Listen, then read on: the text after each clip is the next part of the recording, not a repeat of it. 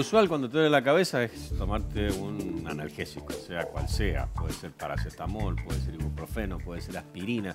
Uno se la rebusca de esa forma y ya en casos extremos termina yendo al médico, aunque el dolor de cabeza es la primera consulta. En la mayoría de los casos de consultas al médico es el dolor de cabeza lo que está a la cabeza, valga la redundancia. Y en segundo lugar, los mareos. ¿Y qué son los mareos? ¿Por qué? ¿Qué es lo que pasa? ¿Qué son los mareos? Es diferente al ¿Cómo le vértigo. va, Roxana Lopresti? ¿Cómo le va? ¿Cómo Muy anda? Bueno, y crecen las consultas por los vértigos y damos la bienvenida a Emiliano de Schulter, que es neurólogo especialista en vértigo. Bueno, han aumentado las consultas por esta sociedad actual, por el estrés. ¿Podemos describir de qué se trata el vértigo, que es diferente al mareo? Sin duda, buenos días para todos. Hola. Es cierto que la cantidad de pacientes probablemente haya aumentado por varias razones, entre ellas que tenemos hoy día diagnóstico más preciso de esto. En los últimos 30 años se han desarrollado la mayoría de las estrategias de diagnóstico y tratamiento para el abordaje del vértigo. Porque está subdiagnosticado. Sin duda, sin duda. Hay muchos mitos todavía instaurados, como el tema de las cervicales, del cual vamos a hablar un poquito, pero también es cierto que algunas patologías, como el mareo subjetivo crónico, que es una de las más frecuentes de todas, tiene que ver con la forma de vida que llevamos hoy en la sociedad. Y tiene que ver entonces con aspectos psicológicos y la interacción con algunas cuestiones físicas. Te decía, doctor Roxy, disculpe, Sí. el dolor de cabeza y el vértigo son síntomas de otra cosa. ¿Y el mareo es una patología, es una enfermedad? No, el mareo también es un síntoma. Vértigo y mareo son síntomas que a veces Son primos, diríamos. son bastante familiares y a veces cuesta diferenciarlos. Claro, ¿cuál es la sensación? Porque uno cuando está mareado... Claro, y bueno, ¿y pero qué el les vértigo, parece? ¿qué es lo que es? Claro, pero vemos los síntomas en la siguiente placa para que veamos de qué se trata para identificar lo que decimos. El vértigo diferente al mareo. Esta sensación de movimiento o giros, como si el mundo estuviera girando a su alrededor, inestabilidad, pérdida del equilibrio, miedo al caer. Es cuando, por ejemplo, Mario, que uno está acostado en la cama y siente que el mundo gira. Bueno, eso es uno de los síntomas principales. Cuando uno está acostado o está en la peluquería con la cabeza hacia atrás, siente que también el mundo gira. Para aquellos que alguna vez tomaron bebidas alcohólicas, debe ser una cosa parecida cuando te acostás.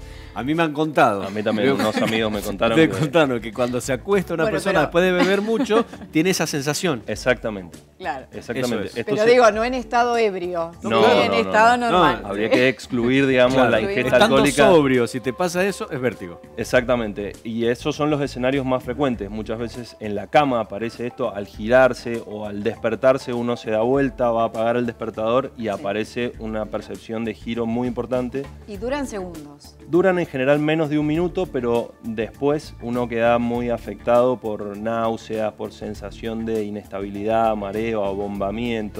¿Y cuál es la frecuencia de los episodios? Estos episodios dependen, en la causa más frecuente, que es el vértigo posicional, dependen entonces de cada vez que cambiamos de posición la cabeza.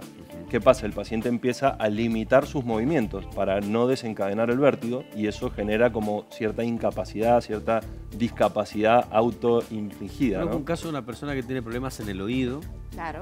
y le suceden este tipo de episodios. Exactamente. La pérdida de equilibrio tiene que ver... Las causas más frecuentes de vértigo y mareos tienen que ver con patología del oído. La causa más frecuente es el vértigo posicional, que tiene que ver con la movilización anormal de unas partículas que están en el oído para la percepción de la gravedad, pero que se movilizan anormalmente. No se conoce muy bien por qué, a veces por un traumatismo, uno se golpea la cabeza y empiezan a aparecer estos vértigos. Se desacomoda. Esto en la vida cotidiana y muchas veces tenemos vértigo, por ejemplo, en la altura.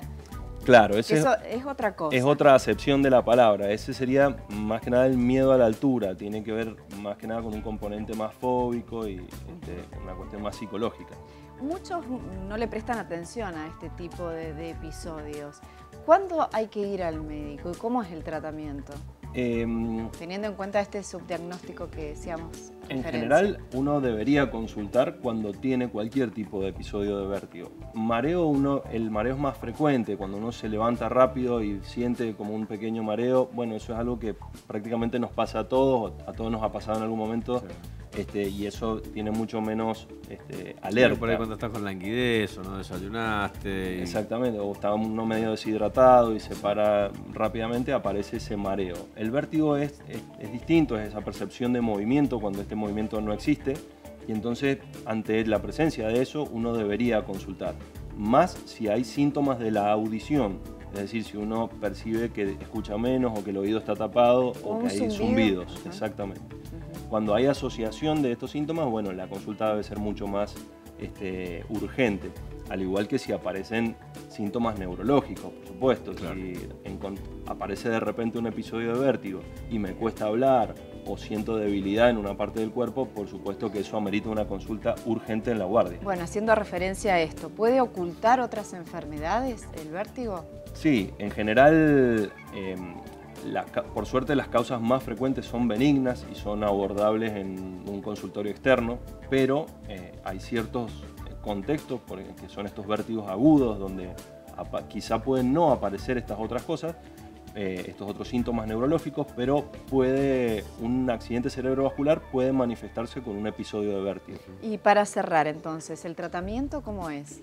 En la mayoría de los casos el tratamiento es físico y no requiere mayormente de medicación ni de intervenciones muy complejas, inclusive para el diagnóstico también es lo mismo. Determinadas patologías puntuales sí van a requerir tratamientos específicos, ya sea la enfermedad de Meniere o la migraña vestibular, y hay otros diagnósticos puntuales que requieren tratamientos más específicos, pero en general es una patología que se puede tratar en forma sencilla, con maniobras físicas, sin la intervención de fármacos y a veces en pocas consultas. Y nada que ver con las contracturas en las cervicales, que muchas veces, lo que decíamos recién, uno lo asocia y nada que ver. Bien, ese es un mito que me gustaría tratar de desterrar, digamos, el tema de que las cervicales son las causales del vértigo. Esto es incierto absolutamente, es no cierto, claro. No es incierto, es no cierto. Es no cierto, está comprobado que no es cierto. Es cierto, así exactamente. Y de hecho, muchas veces es consecuencia del vértigo. Es decir, uno tiene vértigo y entonces se genera una contractura. Por la posición. Claro. Porque uno adopta una rigidez posicional. Claro. Uno entiende que si mueve la cabeza se marea y entonces lo que hace es anclar el cuello al cuerpo y... No. Y todos tenemos Pero ahora usted habla de cuestiones físicas, pero también al principio dijo que tenía que ver con el estrés. Exactamente. La segunda causa de mareos en el mundo se llama mareo subjetivo crónico o vértigo fóbico. Y esto está relacionado con determinados tipos de personalidad y determinados, a veces, desencadenantes externos. En una determinada personalidad, por ejemplo, tiene un episodio de vértigo o tiene una enfermedad y a partir de ese momento el paciente queda con síntomas cuando va a lugares donde hay mucha gente, va al supermercado y se marea, va a un restaurante y se marea cuando está en la ducha. ¿Los trastornos de ansiedad también juegan aquí? Tienen una parte fundamental y colaboran, por supuesto, en el agravamiento de estos síntomas. Y el tratamiento en estos casos es más integral, requiere de un equipo de tratamiento, no solamente la parte física, la parte neurobiológica, a veces con medicación, y la parte psicológica. Y teniendo en cuenta que sos especialista en este tema, ¿cuántos pacientes tenés? ¿Muchos? Miles. Tiene mucho trabajo. Sí. Es como decíamos. Es uno de cada 3. Le puede pasar en algún momento de su vida. El número es ese, digamos, que el 30% de la población en algún momento de la vida va a consultar por mareos o vértigos. Es decir, que hay mucho trabajo para mí y para mis colegas.